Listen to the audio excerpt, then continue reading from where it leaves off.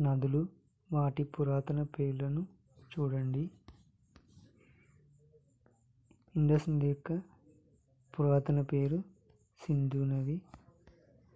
అలాగే జీలబ్ నది యొక్క పురాతన పేరు వితస్తా.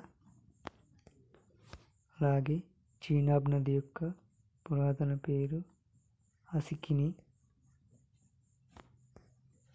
అలాగే రావి నది యొక్క పురాతన పేరు పరుస్ని.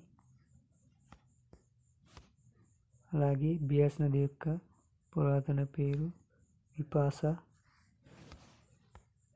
అలాగే సట్లెజ్ నది యొక్క పురాతన పేరు శతుద్రి.